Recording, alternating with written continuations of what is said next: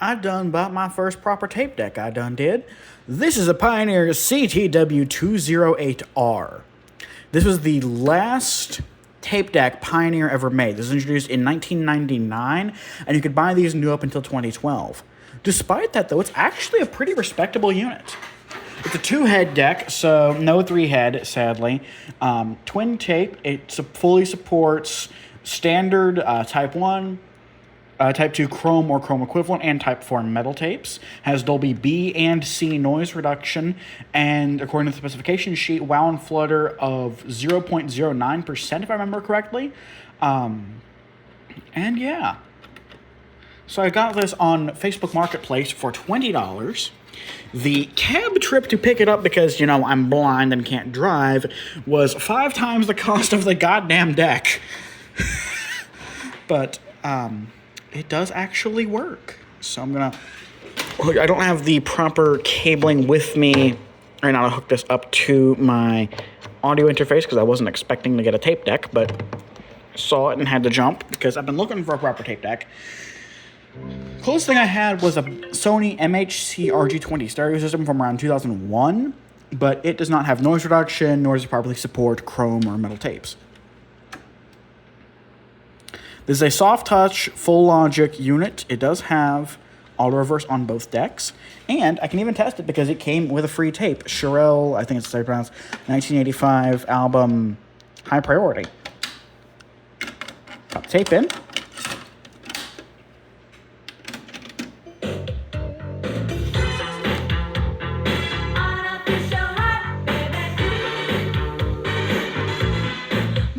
Sounds good. And if I play the flip side of the tape, so yeah. Switches here, I still don't know, I can't see the control panel, so I don't know what all the switches do. I'm guessing this switch here is your Dolby control?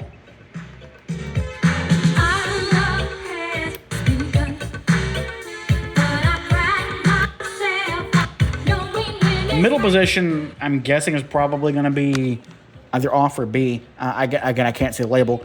It has really good high end to it. I'm surprised. I mean, I know everyone says cassettes sound way better than most people give them credit for, and I did not have experience with cassettes in their prime.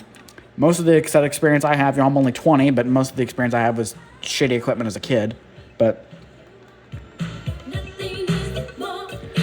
and even have some nicer functionality that my Sony had, so you can do track search. And I got to turn that way down because it's about to start playing. If you listen faintly while it's doing the track search, you can actually hear sped up version. It doesn't completely mute the audio, it just lowers it significantly.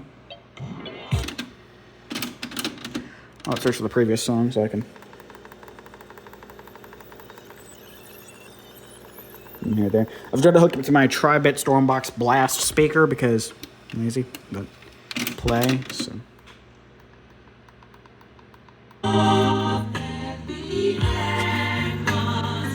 And again, if I switch it to the forward side, I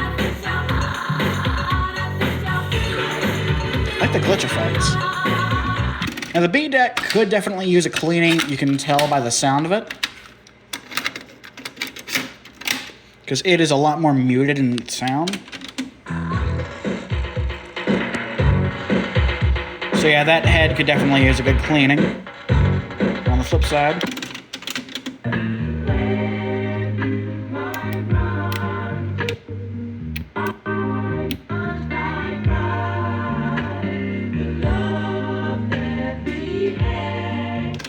put that back in the A deck because it sounds better.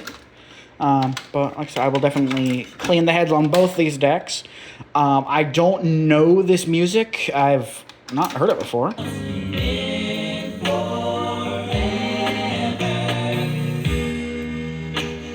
Doesn't sound like it's having many flutter issues, which is good. It sounds pretty consistent to me. I'm not sure about the speed accuracy because, again, I do not know the music. I've got some better tapes on the way, including I got some SA90s, some other Type 2, and even some Type 4 tapes, so that'll be good. And I can definitely... I'll preserve the contents of this tape even though it's a commercially released album, but then I can just, tape over the holes and record. Like I said, this unit properly supports chrome and metal tapes, as well as your standard Type 1 ferric. And as, like I said, Dolby BNC noise reduction, no S, no HX Pro. But this, and it's a 2-head deck, but like I said, this is the last model they introduced in 1999. So it's pretty well equipped, all things considered. And like I said, you could get this new up until 2012 or 2011, just a couple years before Dolby stopped licensing their noise reduction technologies. But overall, this will definitely be a solid upgrade over my Sony. And so yeah, I do wish it was 3-head, which had a Dolby S or HX Pro, but again, concessions. And again, this was $20, and the cab fare was a lot more than that. But so I had a fun. Go fuck yourself, DoorDash. Now, getting this deck was an experience because the seller agreed to meet, certain date and time. He said Sunday, 3 o'clock or 3:15. I show up. Shut the fuck up. Phone?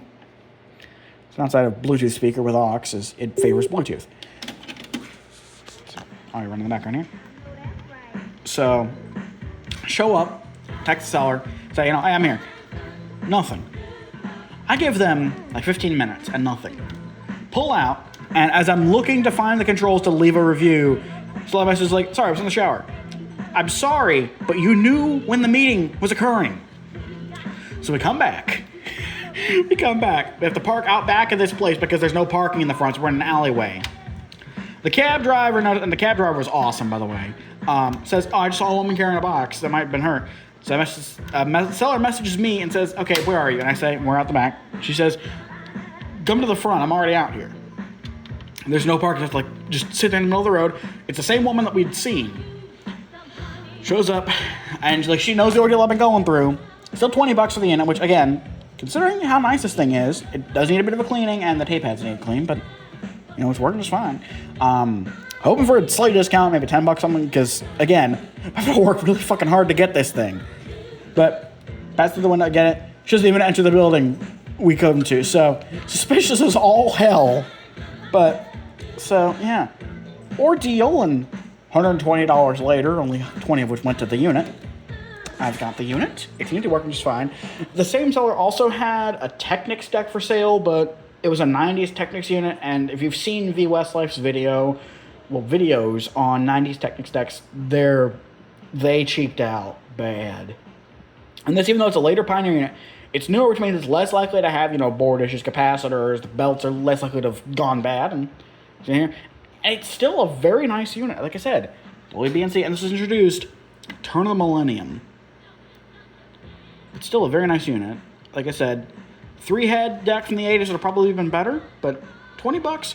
Who am I to complain? This costs less than getting a pizza delivered. Why'd my phone ding? Oh. I don't care, YouTube. But either way, it seems to be working, and I got a free tape, and I've got some music to listen to, and probably add to Earn KNA, because I like the vibe of it.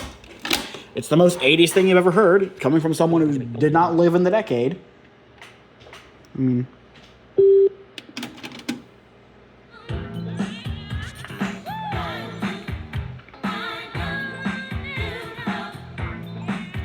So I expect Sky 1065 to be playing.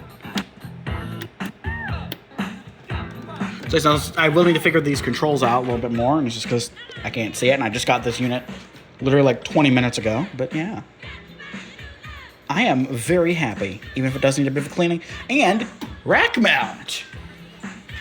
So long as I mount this right above the DAS deck at home. No. Fuck, I meant stop. So, yeah. That's it. If you'd like to see any more future adventures with this unit, feel free to subscribe. Stop recording video.